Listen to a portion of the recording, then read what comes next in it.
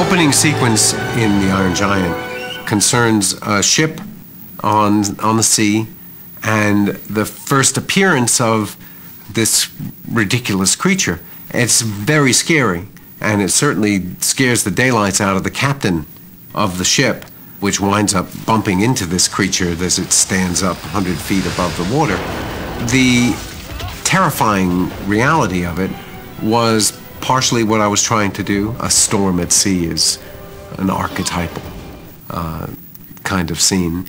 And the feeling that Brad Bird had worked into the temp score with Bernard Herrmann's music was this epical, very dark, very brown sounding music that was recorded in the 50s and 60s.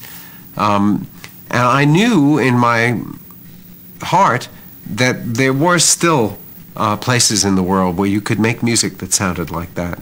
I hired the Czech Philharmonic, which is not a common thing to do. They gave me not just the Czech Philharmonic, but their concert hall, which is one of the greatest concert halls in the world. It is a great treat to work with a great orchestra, and the Czech Philharmonic is as good an orchestra as exists on the planet.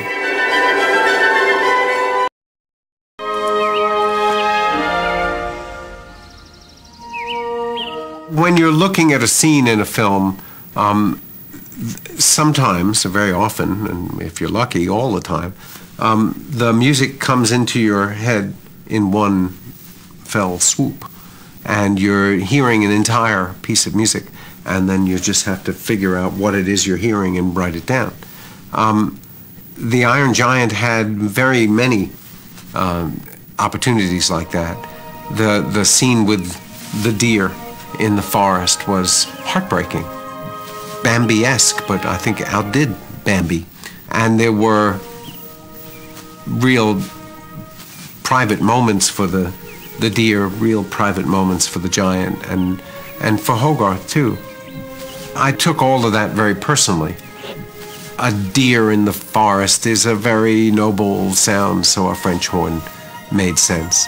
A melody for the forest and a melody for the forest as a character was certainly making sense. The fact that that's the first time that the thought occurs that, oh no, he's a weapon, he's a gun. That's the first time you get a feeling of that.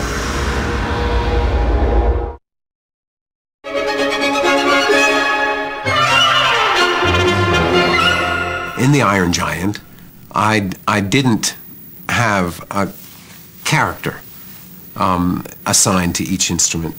I didn't decide that Kent Manley will be a bassoon, but he did wind up being a bassoon because he was stupid. He was a silly character, and so the bassoon wound up being able to articulate that absurdity.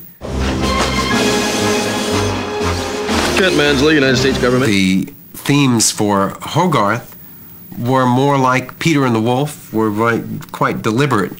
When that first scene happens and you see Hogarth coming over the hill on his bicycle.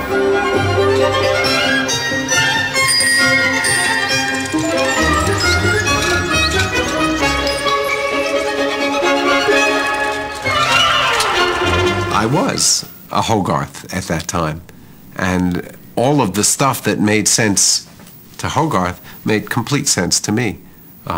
Feeding Kent Manley X-Lax, something I probably would have done.